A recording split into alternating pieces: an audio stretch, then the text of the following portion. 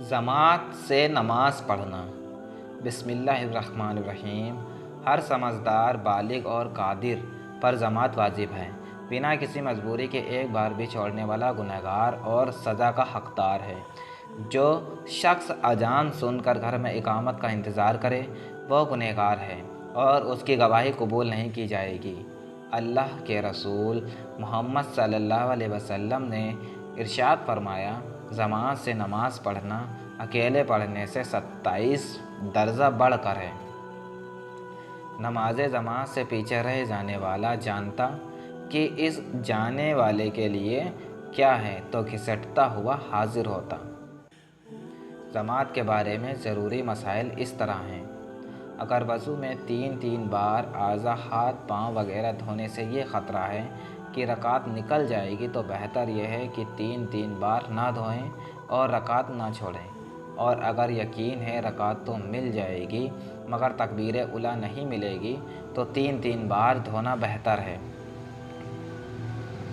जमात छोड़ने के लिए शरई मजबूरियाँ ये है: मरीज जिसे मस्जिद तक जाने में परेशानी हो, अपाहिज या जिसका पाँव कट गया हो, जिस पर फालिज गिरा हो, बूढ़ा जो मस्जिद तक जाने से आजिज़ हो, अंधा अगरचे उसको कोई हाथ पकड़कर मस्जिद तक पहुंचाने वाला हो, सख्त बारिश हो, रास्ते में बहुत कीचड़ का होना, सख्त सर्दी, अंधेरा और सख्त आंधी, माल या खाने के बर्बाद होने का खौफ हो, कर्जा वापस मांगने वाले का खौफ है और इसकी अभी कर्जा लौटाने की हैसियत नहीं है, जालिम का खौफ, पखाना पेशाब या रही गैस की हाजत हो, खाना सामने है और नफ्स को उसकी ख्वाहिश हो, काफिला चले जाने का अंदेशा हो, मरीज़ की देखभाल की वजह से कि जमात के लिए जाने से उसको तकलीफ़ होगी और घबराएगा।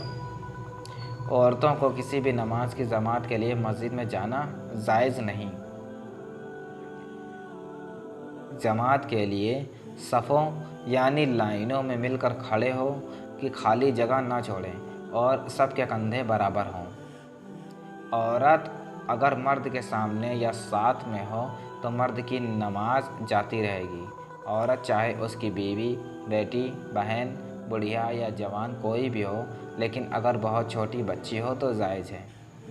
इसकी कुछ शर्तें हैं, जानने के लिए ईमेल कर सकते हैं। जमात में 5 चीज़ें वो हैं कि इमाम छोड़ दे तो मुक्तदी भी ना करे और इमाम का साथ दें।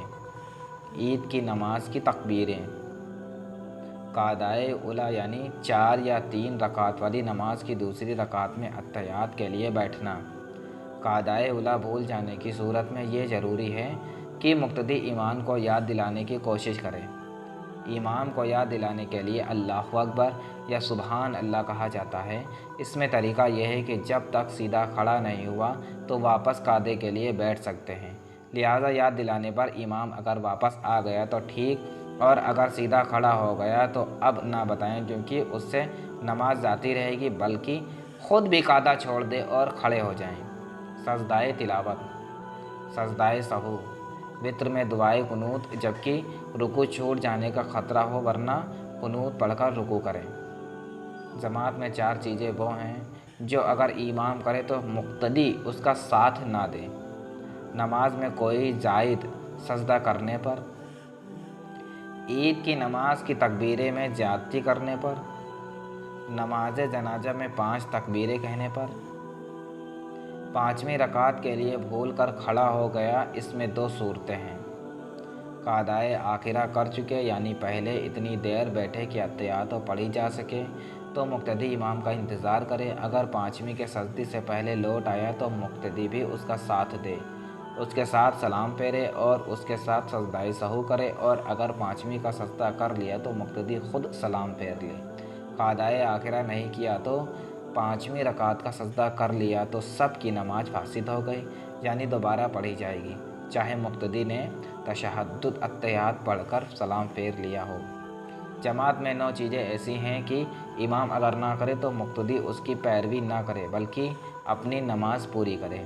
तकबीर तहरीमा में हाथ उठाना, सना पढ़ना जबकि इमाम अलहम्द शरीफ आहिस्ता पढ़ रहा हो, रुकू की तकबीरें, सजदों की तकबीरें, رکوع اور سجدوں کی تسبیحات، تسمیہ بسم اللہ، تشہد اتحیات پڑھنا، سلام پھیرنا، تکبیرات تشریف۔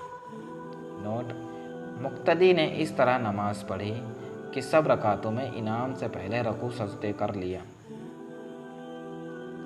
تو ایک رکعت بعد میں بغیر قرات کے پڑھی، امام سے پہلے سجدہ کیا، مگر اس کے سر اٹھانے سے پہلے امام بھی سجدے میں پہنچ گیا تو سجدہ ہو گیا، مگر مقتدی کو ایسا کرنا حرام ہے۔